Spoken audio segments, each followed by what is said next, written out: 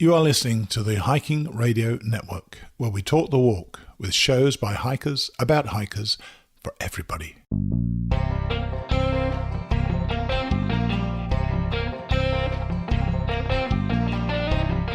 This is the Hammock Hangers podcast, where we hang out and talk about everything from hammocks and hammock camping to the group hangs from around the country.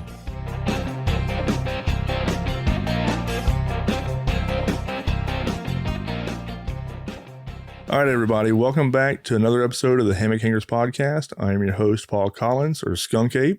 I've got my co-host here, AJ Glenn, or Pheonix. Hey, how's it going, everybody? And our guest this week is Addam Wesneski from SoCal Hangers hammock group out in, I'm assuming, Southern California. That's it. How's it going? Thanks for having me. Yeah, no problem. So let's get started with, I'm going to have a lot of questions for you because we're used to, you know, the way we do things over here in the Southeast. And so I'm going to be asking a lot of questions about, you know, how it's done out West. So, well, I can guarantee I'll have a lot of answers. I don't know how helpful they'll be, yeah, but they will be answers. There you go. Well, hopefully they'll be pretty helpful because probably in the next, I don't know, maybe next year, but 2 years from now, my bucket list places that I want to go to Sequoia and I want to go to Redwood.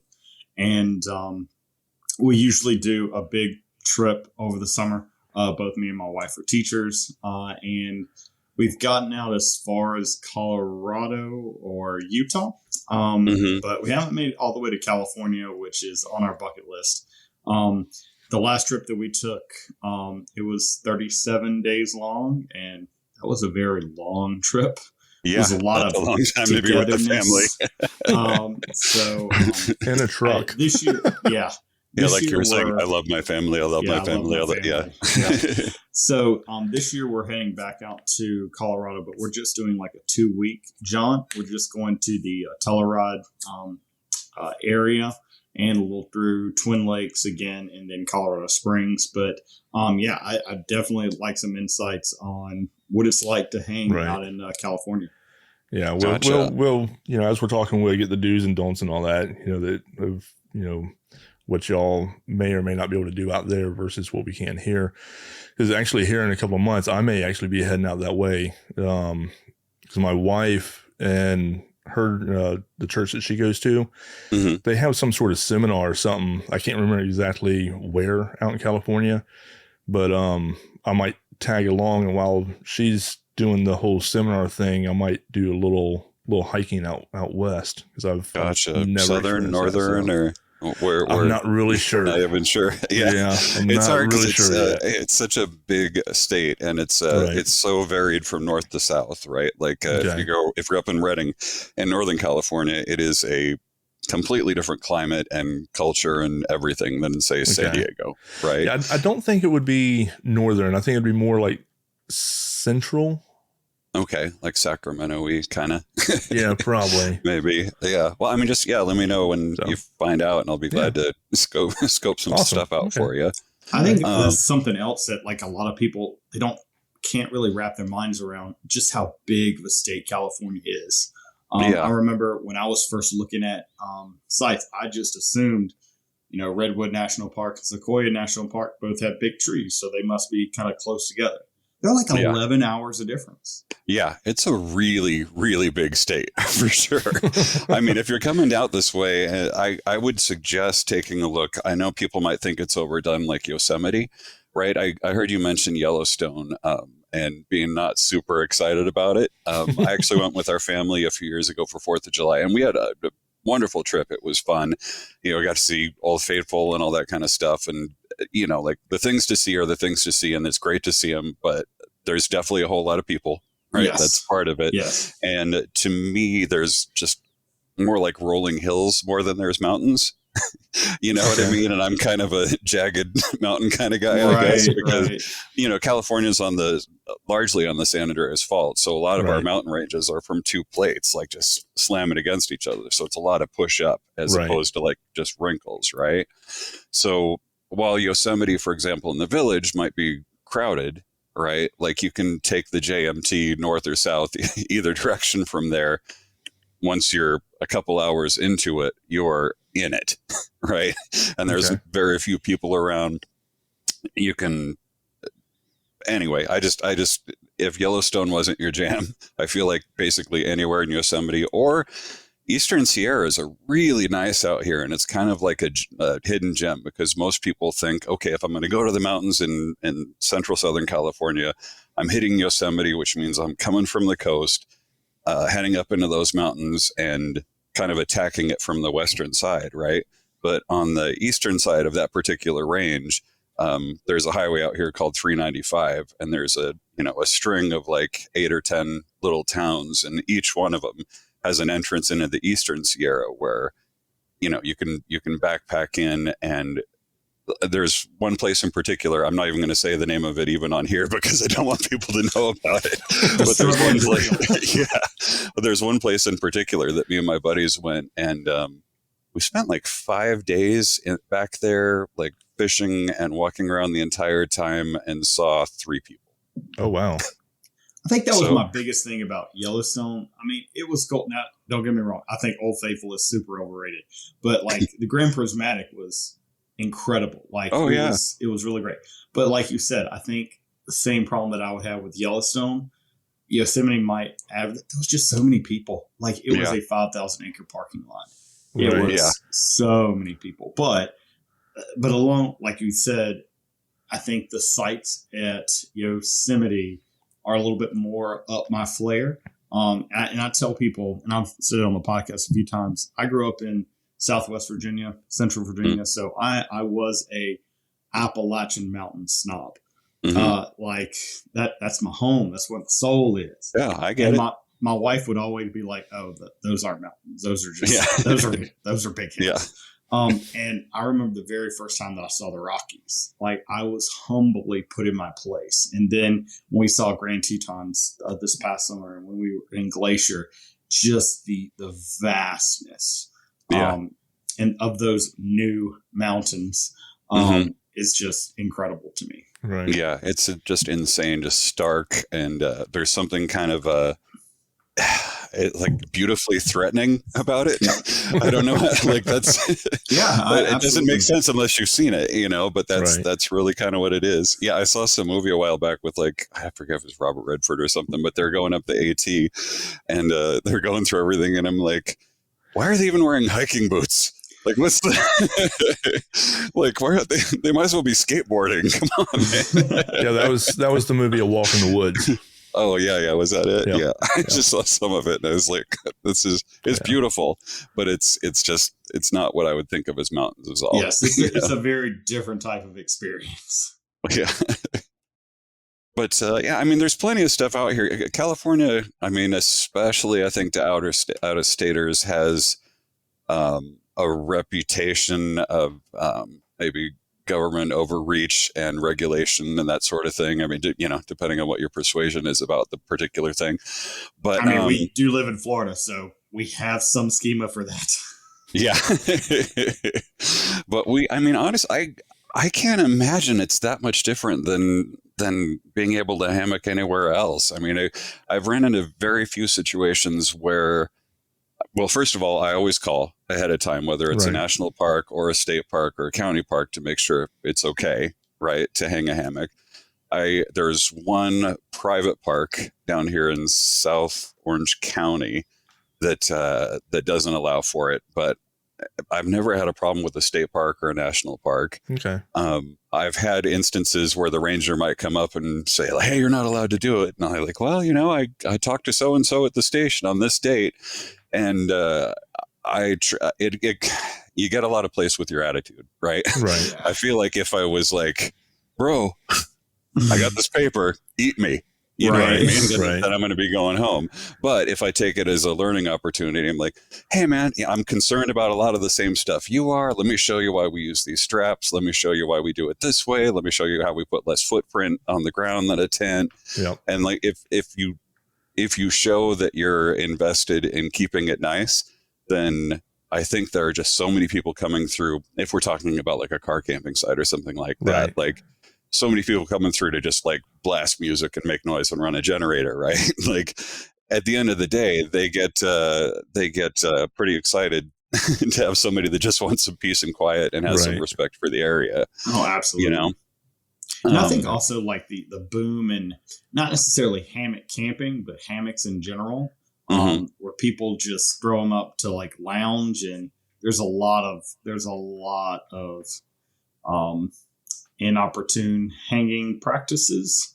like you know, the yellow ropes. polyurethane rope. Yeah. Yes. I mean, and the entire time that I've been out camping for up in New York and then out west, I don't think that I've seen really maybe one other person that I would consider a hammock camper. And something else that I've talked to Paul about, I almost want to do like this Operation Ridgeline, where I just go around to like all these 9-foot hammocks and put ridge lines on them to, make them not like. So there are like actually Johnny hammocks. Yeah, that way they're hammocks and not slack lines. Yeah. So Johnny Ridgeline. getting into talking about hammocks and stuff like that a little bit more. Tell us your background of how, when you got into camping in general, and then how that led into your use of hammocks and hammock camping. Well, I mean, I camped a little bit as a kid, and then when I started, when I turned like, late teens, early 20s, a lot of my friends kind of made the discovery that car camping means you can drink outside, right? So then that led to like a whole lot of tents and that sort of thing, and so I did that for about 10 years or so, and I still like to car camp. I just came back from a car camping trip like 2 weekends ago here, and it's still fun. But it kind of was getting a little stale, right?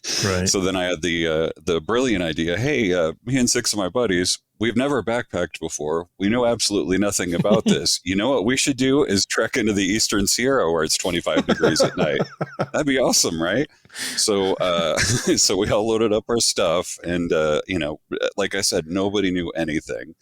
And even though this was like around 2010, maybe, like either there weren't a lot of resources or there weren't a lot of resources that were helpful to a bunch of idiots online, right?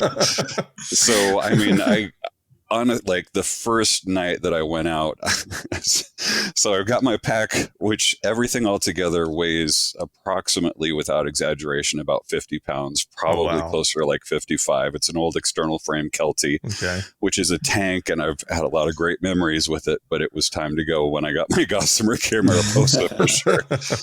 But this shows just how stupid we were. I hiked with a pair of blue jeans on, and I brought a second pair of blue jeans for when I was at camp and they were going to be dirty. I had a worm box. I had a full tackle box. I had a worm box that I filled with worms in the valley. So like just hanging off it was ridiculous, right? And I had no equipment. I was young and broke, and I got a what's it called, like Dora the Explorer tent from Walmart, because they were like $17, and I'm like, well, if I go diagonally, maybe. And I'm reading enough online just to be dangerous, right? And I'm like, you need a pad to sleep on the ground because you don't want to have all the heat getting sucked out of you, right? I'm like, okay, well, cool. I need a pad. So I'm going to go down to CVS. I'm not going to be like these suckers that buy those Thermarest. I'm going to buy a floaty pad from the CVS, and I'm going to use that, right? So that was not a great night. A great few nights. That was the coldest and most uncomfortable I've ever been. And it was just terrible. It was a lot of like, filling up the the Nalgene bottle with hot water in the sock and doing that trick or whatever, and being stupid enough to have a big heavy Nalgene bottle, right? So it's everything you could do wrong, right? Everything was done. So I came back, and then I found the forums, right? Because I was sitting around, I'm like, God, I can't. Even these tents that are expensive, that are ultralight, that look beautiful, like I'm not going to fit into them. Like I'm 6'4" now. I was 6'6" then, and it's just misery, right? And I'm going to be carrying so much weight if I'd get like a double. And I was like, there's got to be an option. And I started looking at bivy sacks, and I'm like, yeah, that looks pretty awful. So I was like, but if I could get off the ground, then that would be like, oh yeah, like a hammock. Maybe people use hammocks, like. Or maybe I can figure out something that'll work, right? So then I Googled a bit and I found hammock forums, and I was kind of trucking around through there. And of course, like I'm making suggestions that I think like not the million people before me would have thought of, right? I'm a great innovator, right? Hey, what if I just get this one and I take a safety blanket, those big foil blankets, and I just glue it to the outside? I bet that'll work fine, right? And then you get castigated to varying degrees. Rightfully, I guess, in some ways. And I guess it depends, right? Like it's like those guys that hop on like Facebook and say, I'm going to have a 0 degree trip and I have $100 to do my entire setup. Like, you're going to die. Yeah, you're going to die. And I mean, it was I think you'd mentioned maybe last week or the week before that like the forums were really bustling at one point, right? Yeah. So it was like a combination of about 50% of people saying like, hey buddy, maybe we should try something else. And then another 50, look at this idiot. So I had varying degrees of responses from there, but I saw that it was possible, right? And again, I was kind of broke. So the first hammock that I got was a Kamak-Roo. And this is like the first year that they made them. And I still love that sucker, man. It is long. The fabric is soft and supple. I do like the fabric that they use. Yeah. Yeah. You always remember your first, right? Right. And so I got that one. And then I was like trying to figure out how to maybe jury rig, figuring out some sort of underquilt or heat system or whatever. And then even though I had, I didn't have 2 nickels to rub together at that point in my life, I managed to scrounge up enough to get a hammock gear incubator because I knew I would need that, right? Like that's like key, right? So I got that, but I didn't want to spend any money like after that, right? Without knowing what I really wanted. Like I felt pretty confident. I got this hammock gear thing. Everybody's talking about him being great. It showed up. It's a beautiful piece of, like, even without knowing anything, you can look at it and say, wow, that is quality, right? And this is different than the 500 sleeping bags I bought from Wally World over the years. This is a different world, right? And I was like, God, I know I need a tarp. I know I need this. I know I need that. But I don't have anything really to look at. Right. So I'm like, okay, let's tick, tick, tick, tick, tick, tick, tick, tick, tick. Oh, hangs. Okay, people have hangs. Cool. I bet if I went to one of those, I could see a bunch of gear, figure out what I really want. I don't want to buy repeats, right? Like buy it right, buy it once, right? For camping gear, right? Yeah. That's the thought, right? That's the theory, yeah. Yeah. Theory. Well, I mean, you can still buy more, but you don't buy upgrades at this point, right? You buy the right thing one time, or I try to, right? So I was like, there's like some traction. There was a fella, I think his name was John Sawyer. I believe he and a guy named Trigger Happy maybe had something in Big Bear that got a few people to it. Big Bear is like a mountains, maybe 80 miles east of Los Angeles. Okay. Anyway, so it's like you would think of like a typical mountain place with like lakes and pine trees and that kind of thing, whatever. But it seemed like that wasn't happening again. And because I was so cheap, I basically said, put out a couple feelers. I'm like, hey guys, when's the next hang? When's it coming up? And getting nowhere. And so finally I was like, well, you know what? I'm just going to say that I'm meeting at Blue Jay Campground around this site, right? And it's a first come, first serve campground. We're meeting on this day. If anybody wants to show up, that's awesome. And that's how the first hang happened. Okay. Like there's about 12 people that showed up, and we had a good time for sure. And it was, the first one's always interesting, right? Yep. But it really was the product of just not knowing any better, basically. And so that was the first SoCal Hangers group hang. Yeah, I don't think we even called it SoCal Hangers yet. I think it was just like Blue Jay Campground or whatever. Okay. And then when we were sitting around the campfire, we started, saying like, "Oh, SoCal Hangers, that'd be kind of cool." Yeah, that's fine. Blah blah blah. And we finished with it. We had like a good time. I saw what I needed to buy. I was stoked about it. And then as we're packing up to leave, someone's like, "Okay, so how about next year, same place?" And it didn't even occur to me at that point, right? It was like, I got what I need. I saw everything. But I guess since I made the call the initial time of like, let's just meet here, right? These 12 random strangers meet up in the woods. And so I guess I was just kind of dropped into the, okay, well, now you're going to make the reservations and you're going to do this. And, there's not much in life I've found that I've loved enough to not make a chore out of it. And that's kind of where it's a labor of love, but sometimes it's like, man, you don't need to ask me if it's okay if you bring your own toilet paper. It's fine. Everything's going to work out great. I mean, it might not, but either way, it's not my fault.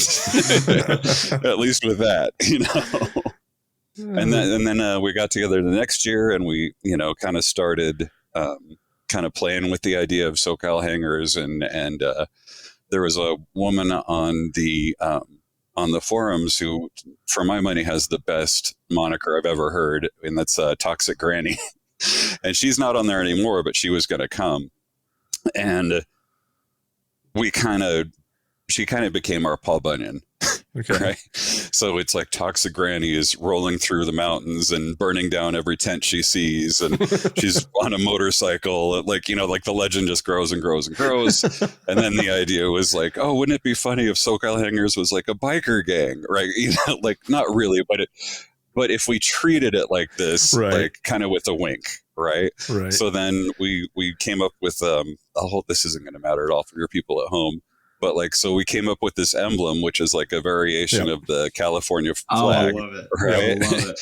And so then that started with, oh, that's cool. So then that became a banner, and then that became patches and refrigerator magnets and koozies and stuff like that. Which is, it's all done with a wink. It's the minute any of it becomes serious, I'm out of here. Right. It's just, and then 10 years later, to various amounts of people, we've kind of just kept it going. And I think it's really cool. We've got, one of the kids, he's an adult now, but he started with us when he was 12. He was at the very first one. Okay. Right. And now he's like a man. So it's crazy. We're like, where did that kid go? And how has this been going on this long? So when you first started off, sorry, I'm babbling a lot here. Yeah, you're good. When y'all first started off, you said you had about 12 people. What are y'all up to now? Let's see here. I think pre-COVID, we got up to about 60 people, which was, I know it's not much for you guys. It's a little unwieldy for one person to handle. I can imagine. Yeah, yeah, go ahead, sir. Yeah, 60. I don't mind those smaller hangs. Like, they're nice to go to. Yeah, they're definitely nice to go to. A hang, even with 60 people, I don't think a lot of people really realize what goes into organizing a hang, even whether it's 60 people or, 300 or 400 people. There's a lot that goes into it behind the scenes that a lot of people don't know about.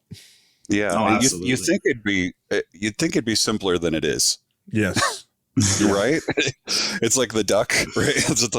Here's the hang. It's just floating along on the surface, and then the feet are, flapping like hell underneath. Exactly. Right?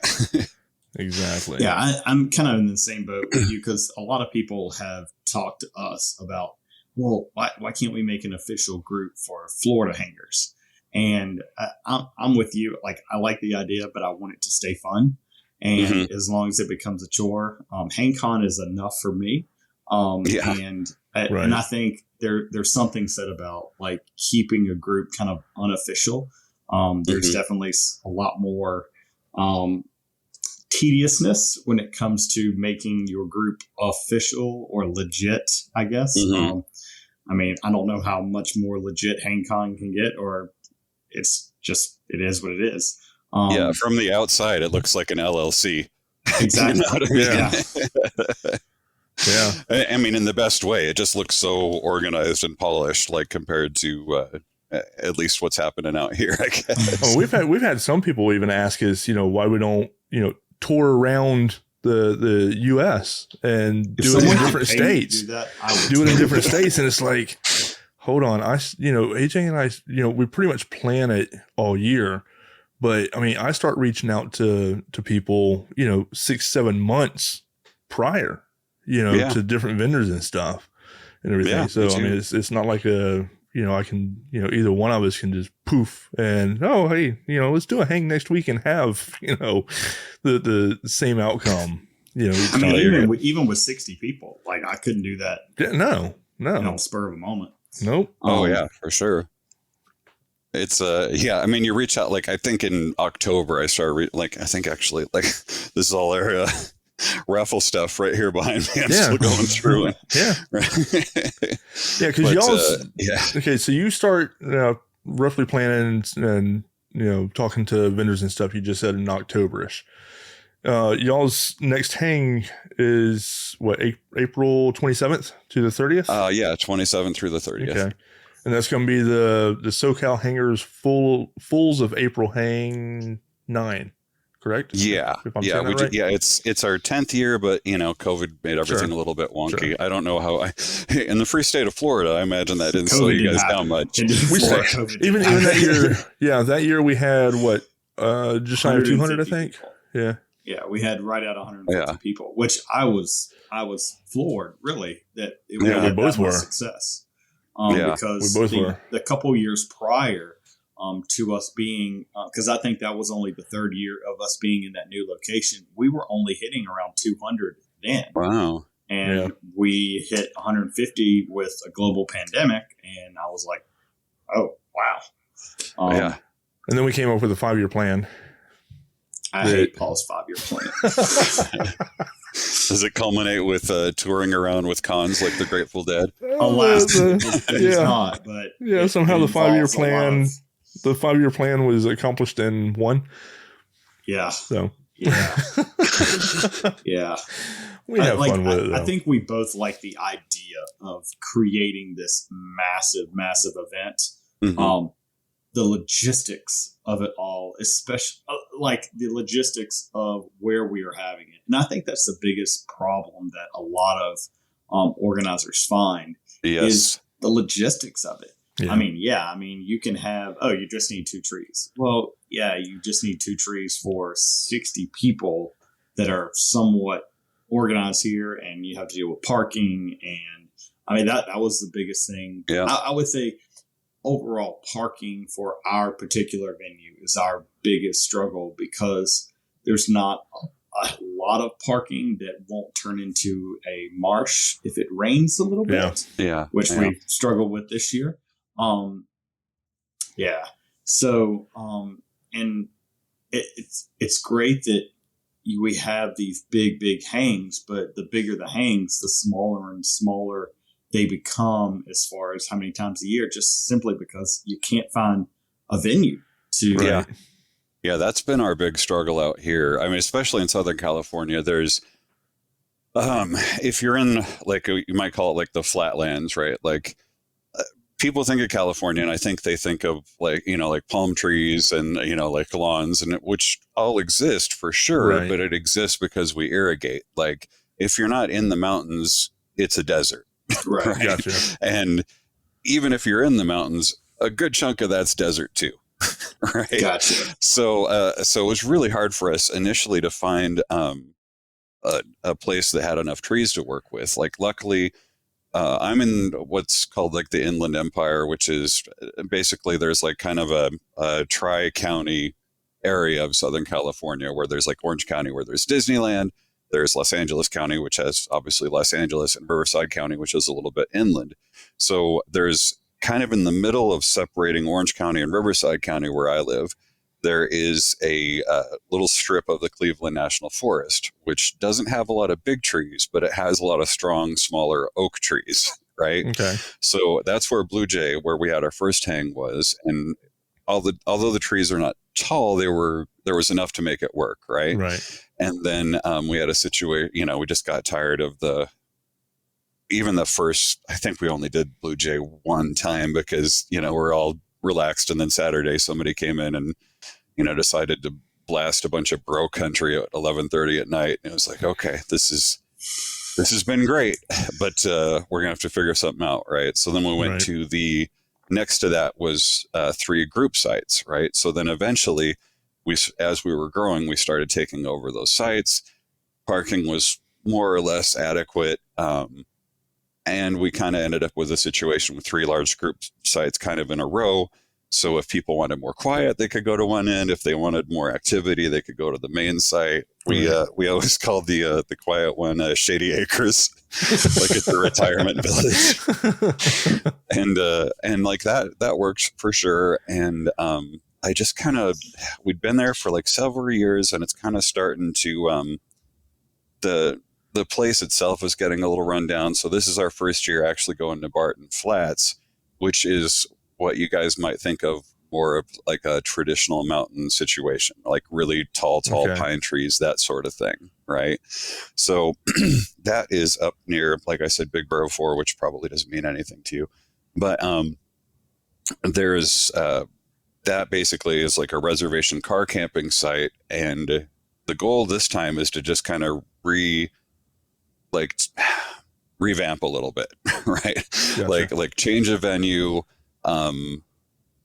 maybe just kind of like to put some fresh blood in it, right? Because it kind of felt like we were doing the same thing every year, right?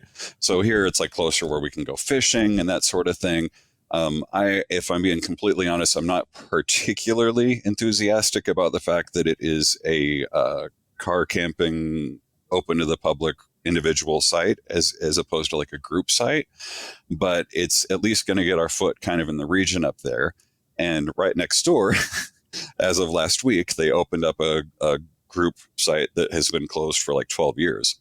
So the goal is to get up there, have everybody reestablished and push forward with that direction. We'll all take a field trip over to take a look at the group site, make sure we feel good about that situation. And that will probably be where we're moving forward in the years to come. Okay. But so for the people that are interested in maybe starting a hang in their area, or maybe they've gone to a hang that is kind of outgrown their situation, what was the process that you went through to say, all right, we need to move from this site, and what were the steps that you did to decide on your new venue?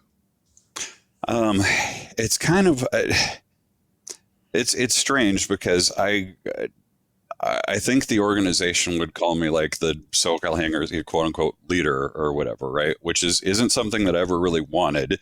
And if they are to say it, I am quick to correct and say I'm the head representative, right? Because but at the end of the day, somebody needs to make decisions along the way, right? And for better or worse, the people have kind of trusted me over the years to do it. I think kind of being a smaller hang, there's maybe a little bit more trust in that arena too, because it doesn't seem so unwieldy in terms of like, I know something's running this, right? Like some amorphous thing, right? So, I guess you can ask them, but I feel like I haven't let anybody down too much so far. But and I it's not like I'm running like a benevolent dictatorship, you know what I mean? Like when I had the idea, I kicked it around on our Facebook group. I put on Hammock forums like, hey, this is what I'm thinking. Let me know what you think. If you're into it, if you're totally against it, like I want to hear from you too. And if I don't hear a lot of we're not into this, then I'm just going to go ahead and make it happen. Gotcha. in terms of moving it, and I laid out the reasons for it and whatnot. Everyone that had an opinion about it was positive. And I might have, not even I might have, but if there was a lot of pushback or concern or, anything along that lines, I probably would have figured something else out, Okay. Like I like to think of it as like trying to steer the boat, but everybody's got an oar, right? Right. Like that's ideally what's in my head, because like I said, I don't like questions that don't need to be asked. Right. But at the same time, somebody's got to make calls, Right. So, and I'm fine if somebody else wants to do it, I'm fine with it too. You know what I mean? Like I'm not super tied to it in some weird way. It's just, it's kind of felled on me, I guess. I don't know. But in terms of just starting a new hang, like that's like I tell people all the time on hammock forums, and I'm sure that it's got to be taken with various degrees of open mind and heart or understanding of intention. But like when, I've seen it, particularly in Northern California, I see a whole lot of people like, all right, we want to do a hang on, September 4th. Does September 4th work for everybody? And like 10 people will say, yeah, September 4th. That's great. Let's make this happen. And then one person's like, God, I can't do the 4th. Could we do the 11th? And then they're like, okay, we can't do the 4th.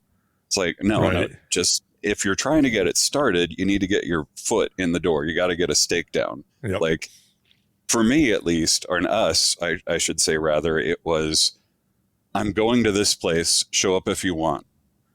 Yeah. And that was as formalized as it was. We didn't have a raffle. We had somebody that wanted to show how to make stoves, but that wasn't formalized. We had somebody that like was just really into knives, so they did a knife sharpening clinic. But it was really just like, show up and we'll figure it out, right? So I tell all those guys, like, if you're trying to make it happen, set a date. It doesn't matter if 4 people show up, because next year 6 or 8 or 12 will, and after that 12 or 18 or 20 will show up. Yeah, just like keep growing. Just make it happen. So when people say somebody that's never been to one of the SoCal Hangers hangs shows up, what can they expect for the weekend? What are y'all's hangs like? What all do y'all have going on? Do y'all have like classes? Do you have, you just showed us some raffle stuff. So I know y'all have a raffle and everything. Does everybody bring their own meals? Just take us through like a weekend of what to expect if I was to just show up there without knowing anything. It really varies from year to year. The constant we have is the raffle for sure. And then we also do a potluck on Saturday night. Okay. Besides that, we don't do any community meals besides that, right? Okay. If people want to share and put stuff together, then that's fine. That's on them. If they want to use the fire, that's fine. That's on them.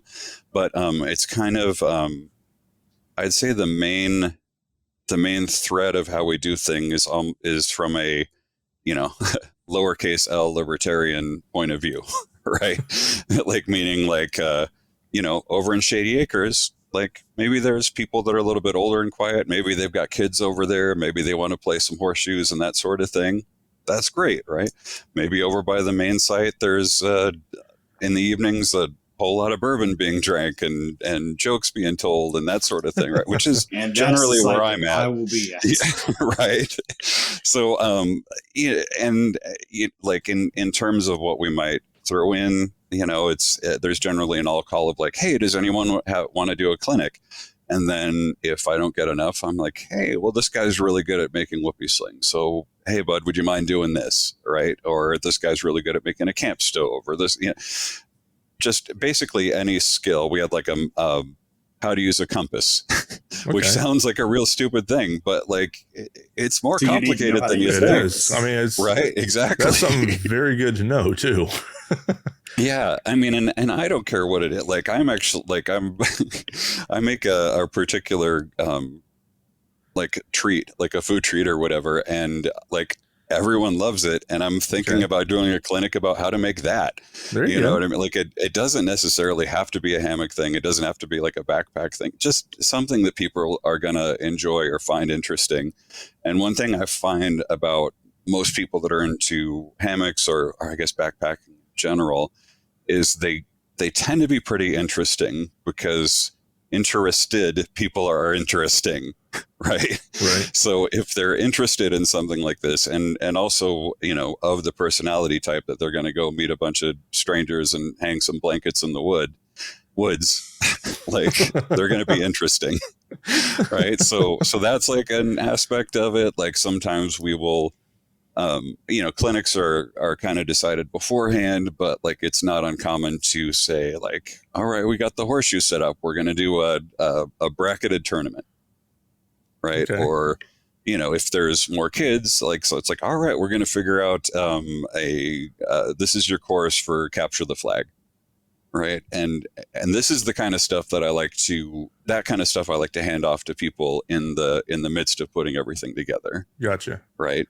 So, and then of course the thread through all this is, you know, making food, sitting around the campfire, enjoying a couple oat sodas, checking out each other's rigs, that sort of thing. It's really pretty loose. I try not to do more than, like, if I'm really, really working on structure, I try not to do more than like 2 clinics a day, or like 1 clinic, potluck, raffle. Gotcha. Right. Because it just seems, I haven't really, the only other hang I've been to is with the guys in Arizona. Those guys are rad. But that was, you know, a lot of the same sitting around a campfire, BSing, you know, looking at each other's gear, and that's about it, you know? Right. Like which is a perfectly fine hang to go to. Exactly. Yeah. Oh, yeah, for sure. We had a blast, you know, as long as the conversation's good. I've seen enough whoopee slings in my life. You know, I think that's one of the things that I always tell people about. It's just hangs in general. It's the only event that you'll ever go to where laziness and sloth is encouraged. Yeah. It's like, you haven't taken a nap today? Why not? Go take a nap. What are you, a ground dweller? So what type of setup do you have? What's your, I know you told us you got like 2 or 3 different setups. What are the different setups, and which one is your favorite? Gotcha. Well, my go-to, I mean, if I'm just like going on a day hike and just want to have a place to sit and relax, I'll bring the Hammock Roo, along with the Python straps. That there's regular daisy chain straps, a couple carabiners. It's simple, right? Right. And so my go-to for backpacking or hangs or whatever is the War Bonnet XLC 1.7. I think it's what it's called, right? Okay. The double layer or whatever, the Blackbird. And I think AJ, I think both of you actually were talking about how it's like, it's a good hammock for sleeping in one position. And I just happen, for me, that's the position I like to sleep in. So it's like, all right, I'm good. Yeah. And I love that thing. And, you know, over the years, I've tried different types of suspensions, and, you know, some of it's a little more complicated, some of it's more fiddle factor, some, you know, it's like, oh, I gotta save that half an ounce, you know? Yeah. And then as I've gotten older, it's like, you know, those daisy chain straps are looking pretty good. All right, that carabiner's looking pretty good, and I can put it on there. And if I do need to fiddle around with it, it's just a matter of a clip and an undoing it, you know? Right. So I don't know if it's that I've gotten lazy or if I've gotten smarter or if some combination of the two, but everything, like, I've tried so many different things, and I just keep coming back to it because it's simple. It really doesn't weigh that much more. It doesn't take up that much more space on my pack. And wherever I'm going, I can just get there and set it up and lay down and proceed to hyperextend my legs. So I have my 45 minutes of terrible leg cramp screaming from backpacking hiking. And then, you know, for a tarp, I just recently got the larger Superfly with the tarp pole mods, which I'm really enthusiastic about, for sure. Oh, it's a game changer for the Superfly. It is a game changer. So did you get the 12-foot or the 13-foot? 13. Okay.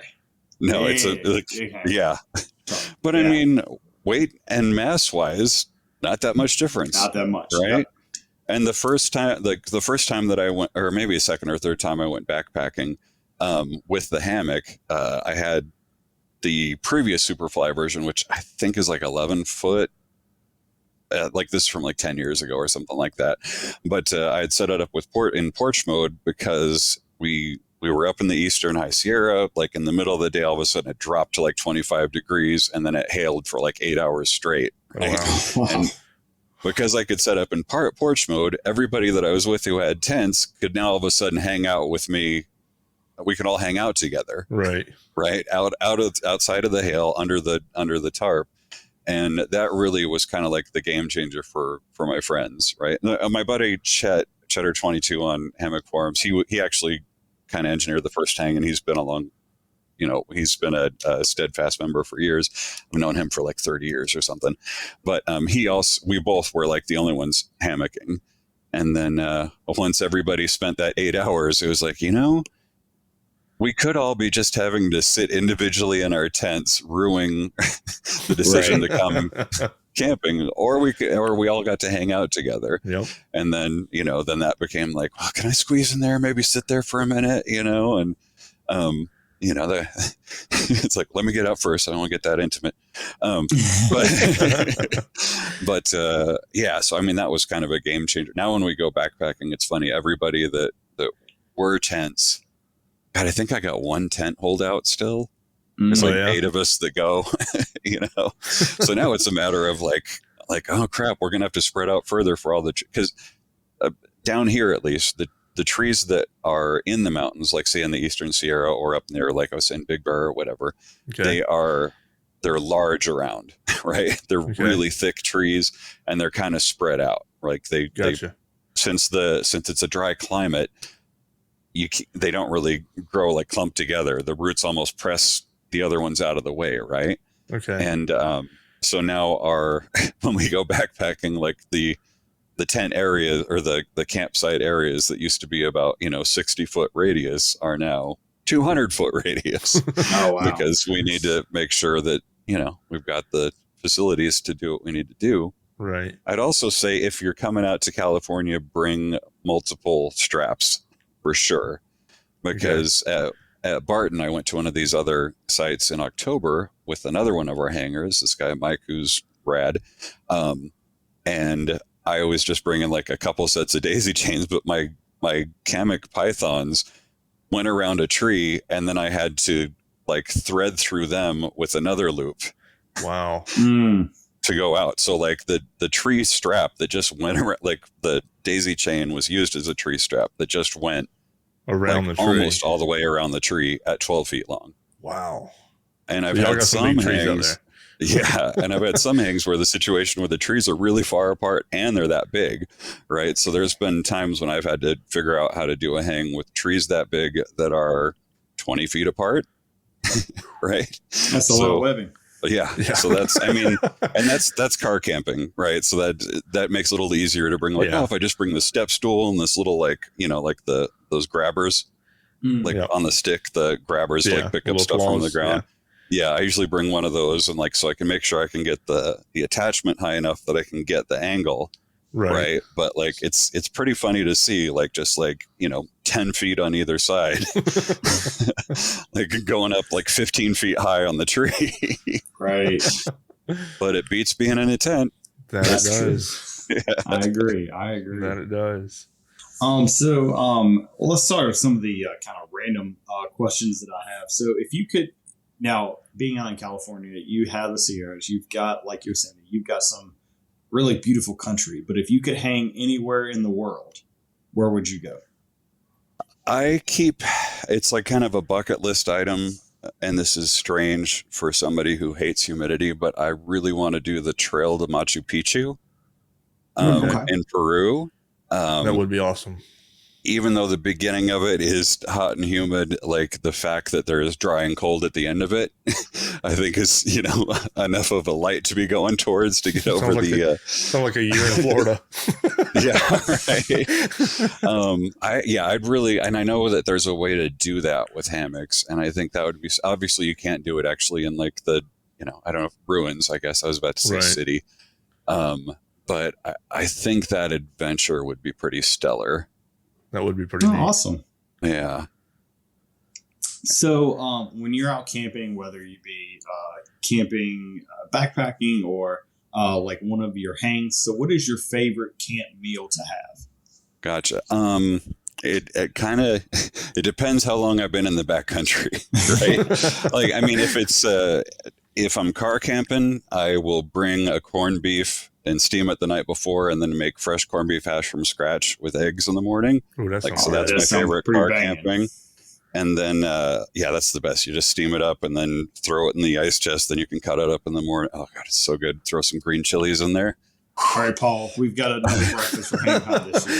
Yeah. Oh my God, it's so good. And all the saltiness, it's fantastic. And then if I'm backpacking day one, I will usually bring, I will freeze like a couple of kielbasa links. Okay. So it'll be frozen, wrapped in foil, and then like day one, first meal, it's a whole lot of protein and salt to suck in water and all that kind of stuff. So it feels like good for you, Right. But if I'm a few days in, my favorite, I think probably we had kind of an aborted trip to the JMT or through the JMT a couple of years back because weather circumstances weren't safe.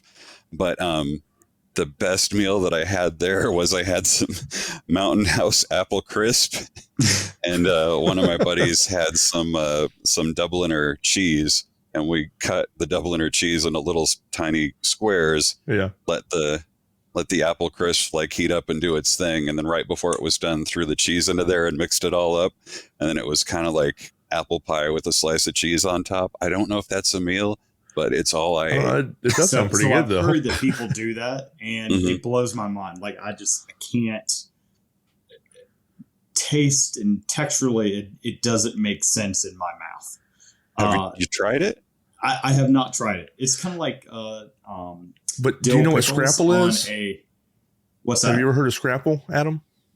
Oh yeah, for sure. Okay, yeah, he won't eat what you just talked about, but he'll eat scrapple. I mean, wow, it's just weird. Scrapple is what they make with the stuff that they don't feel good about putting in hot dogs. It is delicious. Yes. It is delicious. That's exactly it. Well, while we're talking about random foods, is there any food that you will eat out camping that you won't eat in, let's say, the real world? Like, for example, like for me, Spam. Like, I'm not going to eat Spam when I'm just here at the house, but like out in the backcountry. Yeah, it's funny how that I love. Exactly. Yeah, it's funny how some of that stuff works, where it has to be time and place, right? Like, Like I'll answer your question in a minute, but the best example that I could think of is like Coors Light. That is a terrible, terrible beer. It definitely does not excel at being a beer, right? It hardly excels at being a water, right? But if you're out in Lake Havasu in the summer and it's 120 degrees and you're on a boat and Steve Miller's playing, Coors Light's the best thing in the world, right? Yeah. Like it's kind of time and place. Spam's the same way. I'm like, the first time that I had the Mountain House beef stroganoff when I was camping, I'm like, this is my new favorite thing. I'm going to have this every day of my life. I don't care if I die, and I'm gonna, right. And then and it was fantastic. And I came home and I had it, and it was just freaking terrible. But I'd read, and who knows, you can find anything on Google to support anything, right? But I had read that when you're at higher elevations, your taste buds don't work as well, right? So something that might taste really, really salty and super strong at sea level, like tastes perfect when you're, at 11,000 feet, 12,000 feet. And I mean, it seems like it makes sense, because my problem was when I made it at home, I was like, God, this is just so strong, like so salty and so like, like it's I don't know that I've had too many Mountain House meals that I've liked. Yeah, I mean, I will say I thoroughly enjoy the beef stroganoff. Do you? Mm-hmm. But again, I will only eat it while I'm camping, and I'm nowhere near 11,000 feet here in Florida.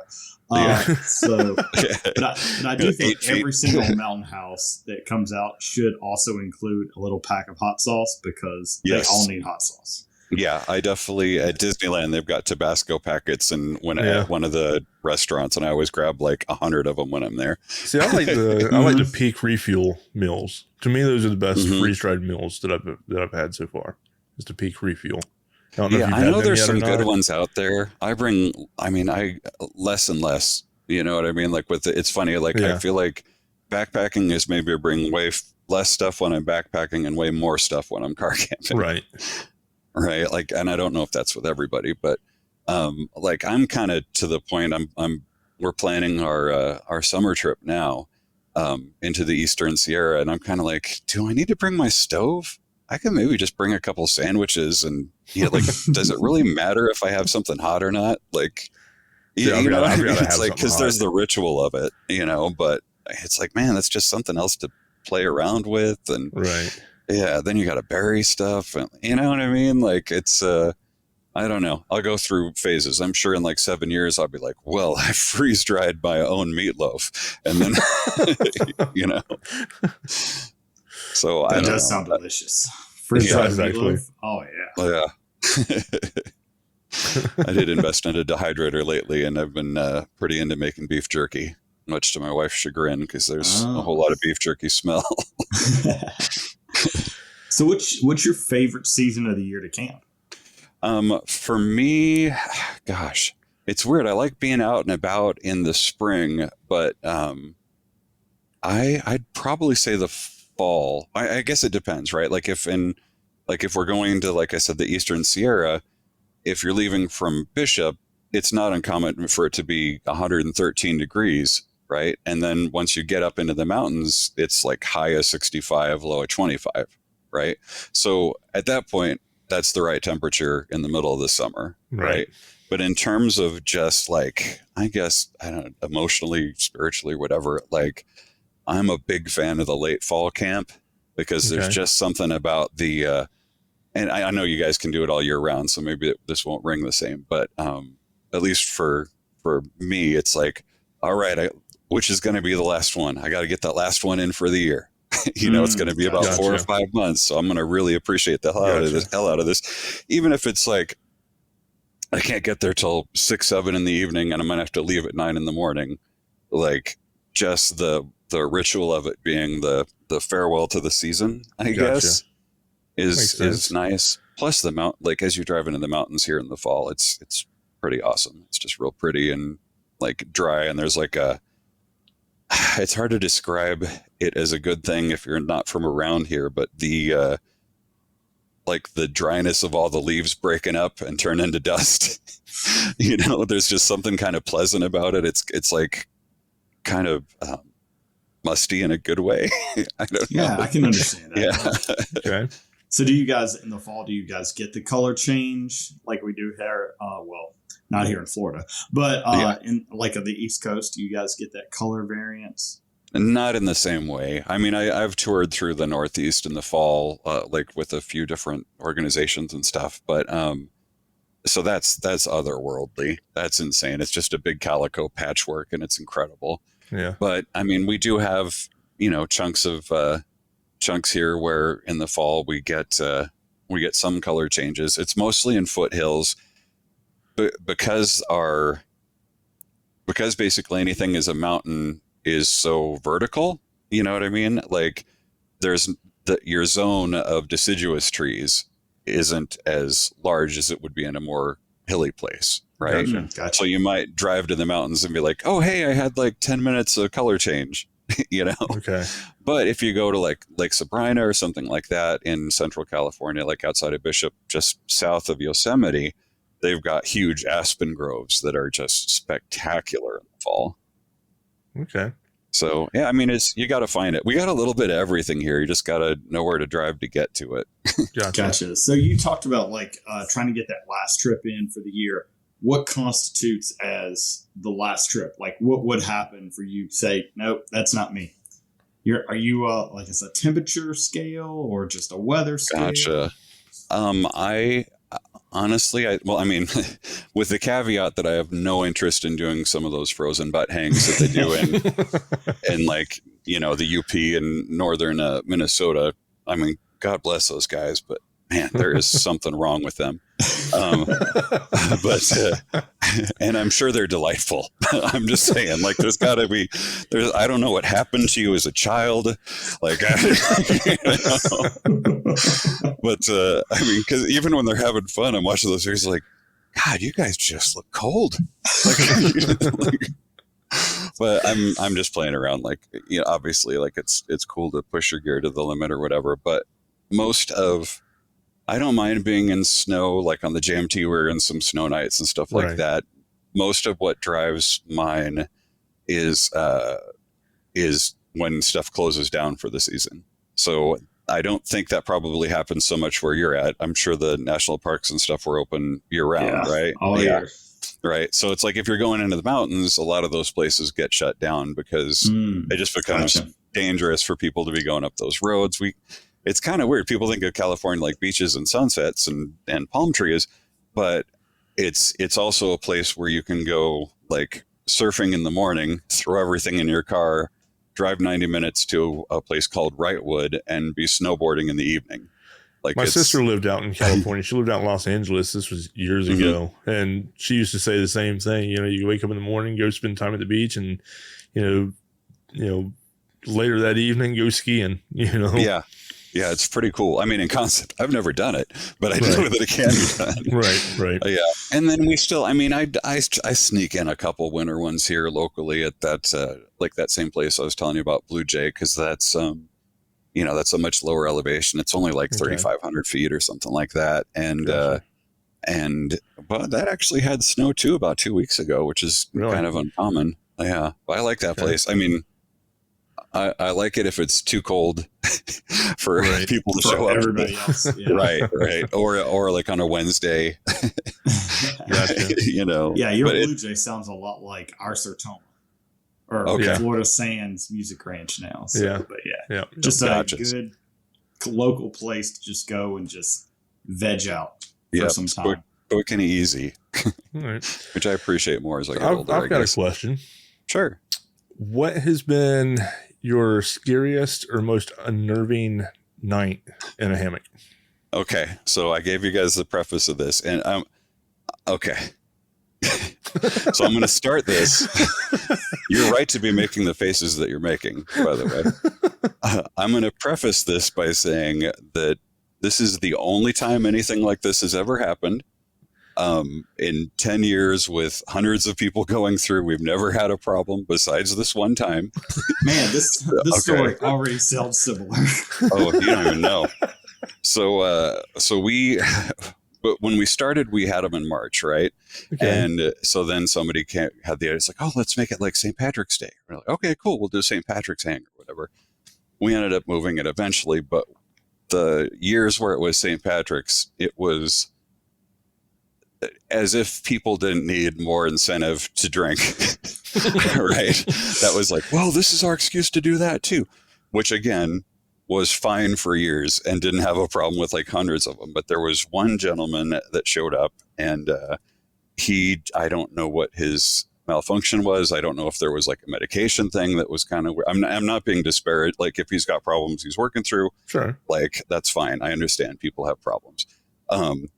But this particular guy just had something triggered in his head, right? So we were, you know, it's like around 10 o'clock, 11 o'clock at night. We're sitting around the campfire, and then,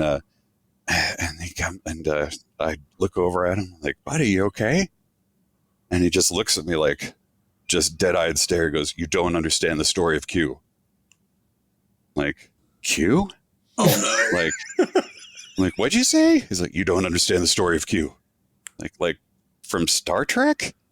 Right? It turns out he was talking about like QAnon. I guess he'd been saying some other stuff earlier or whatever, right?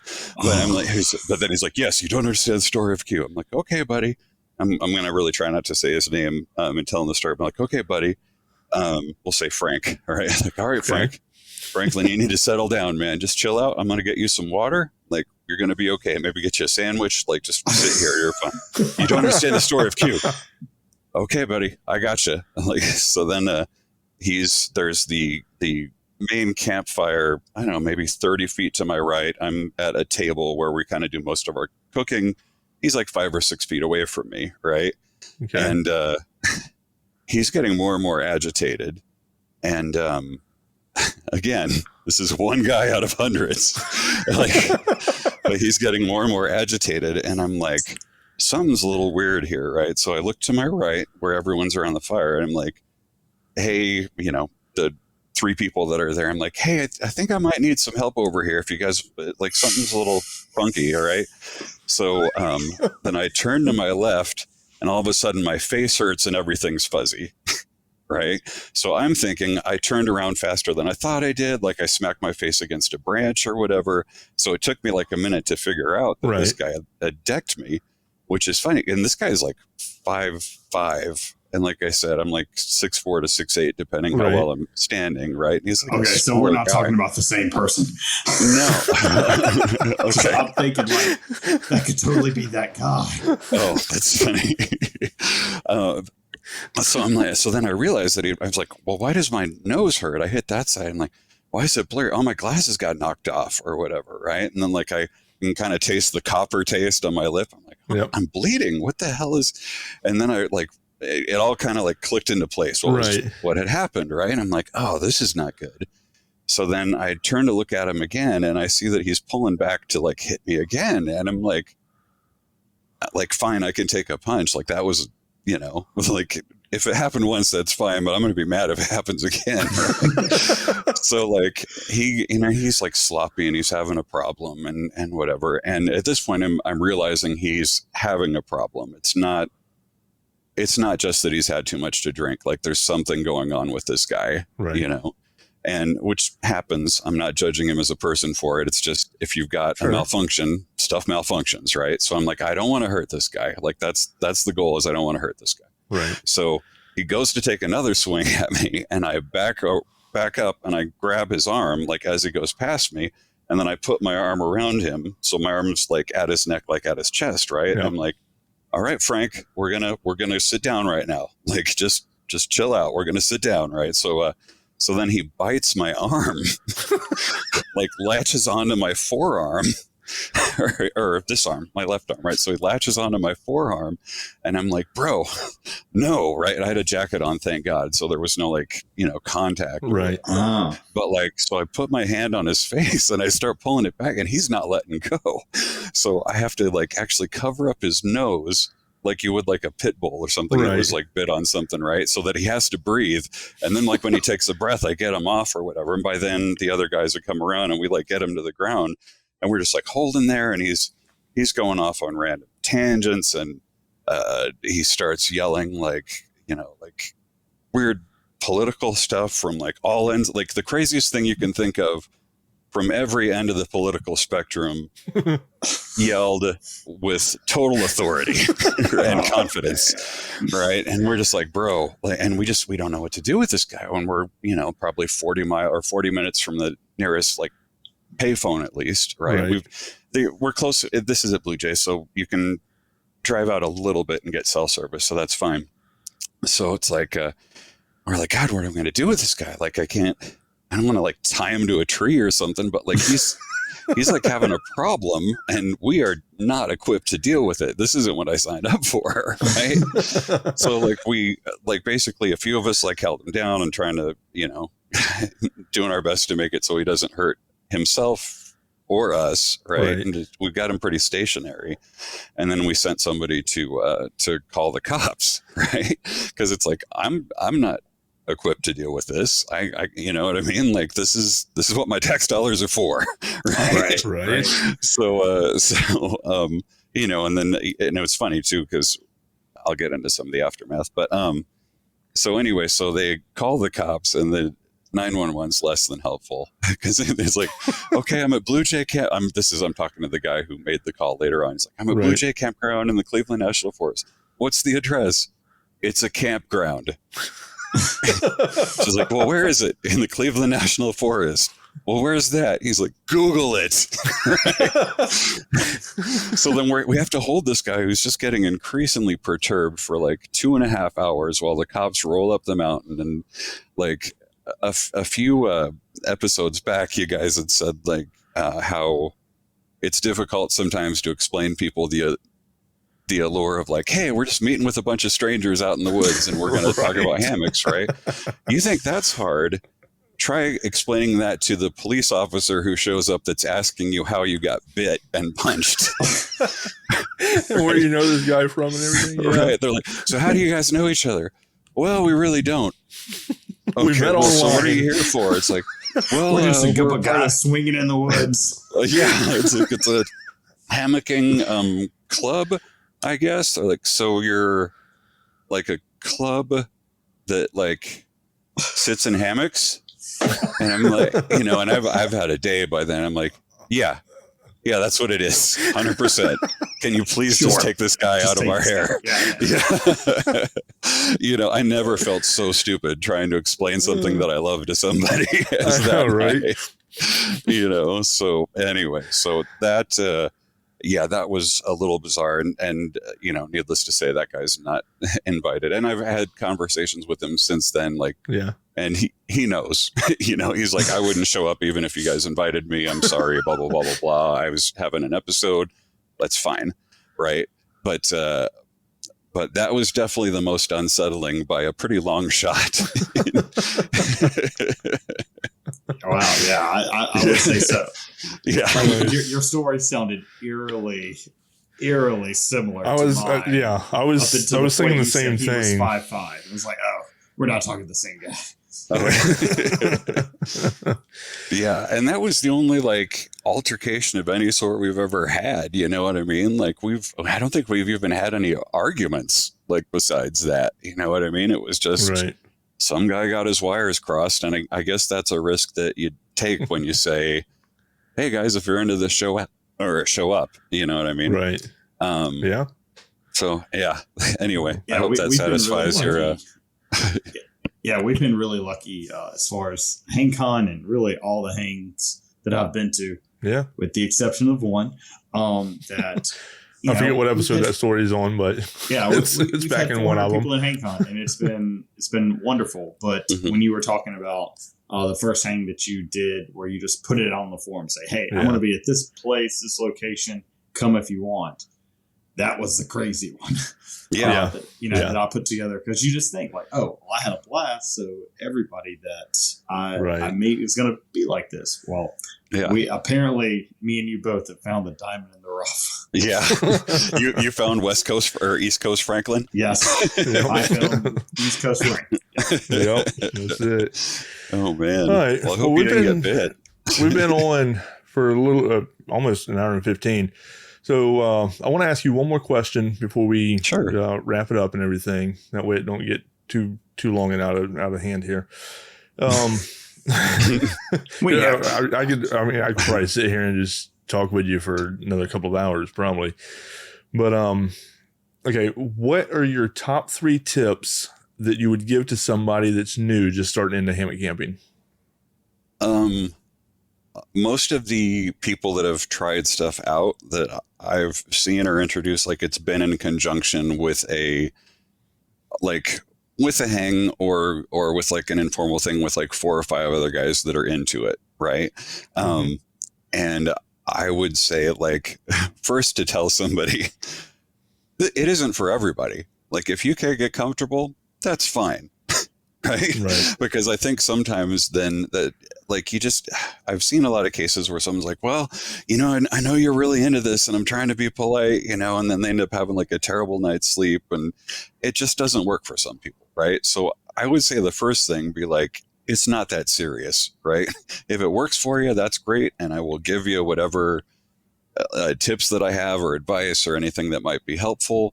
But it's not that serious. So we were saying before we started, there's with the hang, the minute the wink's away from it, I'm out.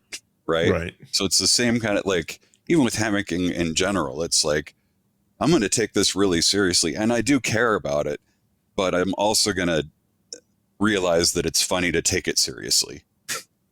Right. You know what I mean? Maybe I might be a weirdo. Maybe I'm a hammock heretic, but that's kind of how I look at it. So that'd be the first thing. The second would be, if you are interested, go to a hang, see stuff, try stuff. Even if you go to one and it's just, if it's just for that and you never come back, even if you just go during the day that, I've yet to be in a situation where somebody wasn't oh, you haven't been in this one before? Well, give it a shot. Come on, get in there. Right. So that'd be the second thing. And then just in terms of hammocking in general, like, look for widowmakers. Yeah, there you go. I mean, especially out here, like if you get to those big trees, you really got to look. I've been fortunate. Most people I know have been fortunate, but like it's really, that's an easy thing to forget. Yeah. You know, like it's big. Okay, I got my spot there together. I got my angles, and now I'm fiddling with my tarp, blah, blah, blah. And I'm sitting there, and then maybe the tarp's back and you look straight up and you're like, oh, you know, in there. So, in there. So I make it a rule, like even if I'm just like up at one of the spots where I'm just hanging from oak trees that are like 10 feet tall, and there's no chance there's going to be a widowmaker, I still make it a rule to look, right? Because the last thing I need is to wake up with a peg face, you know. Like, I just like not into that. Or just not wake up. Or just not wake up. Yeah, exactly. Exactly. I wouldn't know by then. So right. Yeah, I mean, that happened. That exact example happened to me while I was at Spring Swing. I had set up. Everything was just wonderful. And then literally I just turned to the side. And there was a tree that if the wind blew just right, I guess it like broken about 4 feet up off the ground. And it was leaning on another tree. But if the wind had blown that tree or snapped back or whatever, that tree would have come right down. So it wasn't even, yeah. Oh, okay. And it wasn't something that I could have seen just looking up, but looking around your area as well to make sure that, you know, all the trees around your area, if there's a wind, is there a potential for that tree to fall on you? Right. Yeah. It's got to be, I guess, if I could throw a fourth thing into the mix, sure, it would be that cheaper is generally not equal. Right. Right. Agreed. I can agree with that. Yeah, and you don't want, like, it's one thing to be like, all right, well, I've got this thing that's keeping my tent to the ground. Like, you're not going to fall, right? Like, I've got these stakes or whatever. Like, okay, and they're crappy. They're made of aluminum or some cheap pot metal or whatever. Like, who cares, right? But you don't want to take that thinking into, well, you know, Amazon, I got these carabiners for about $1.38 a piece. They look just like the other ones, you know. Like I'd rather wait, save, spend money, and have peace of mind. I mean, they say they hold 400 pounds. I'm nowhere. Yeah, that's true. Sure. Which, I mean, that's my motto: cheap like durable. Pick two. I've heard of a kilonewton, but what's a centinewton? Right. So, all right, Adam. Well, it was good talking to you. I'm glad you came on and chatted with us for a while. Awesome. I hope I didn't ramble too much. I know I got a tendency to. Oh, God, no, I've enjoyed it. I mean, I just happened to look up and saw that we're, like an hour and 20 minutes in now. So I'm going to be putting the links to the hang coming up next month. I'll put the links to y'all's Facebook and Instagram. Gotcha. And that way, if anybody, wants to reach out to you to find out any more information about the hang or anything like that, they can do that through Messenger and everything. Excellent. Yeah, we'd love to have you back on to just kind of give us a debrief of how the hang went. Oh, sure. I mean, I can yap all night, man. That's I'm never short on words. After the hang, we can have you back on and do like a trip report type deal. Cool. That'd be great. Episode of how the hang went and everything else. Well, yeah. I mean, I would like to just remind people there is stuff going on in the Southwest. It's not as big, but we're 10 years deep in this. I think the Arizona hangs have been going on for a decade. Like, if you're interested in, I'm going to support them in the same way they've supported me. Like, if you're interested, come on out. If you're coming out just to visit, like you guys were saying, send me a message. I'm glad to answer any questions about the area. Okay. I will be an ambassador from the freaks in Southern California to whomever wants to come out. So,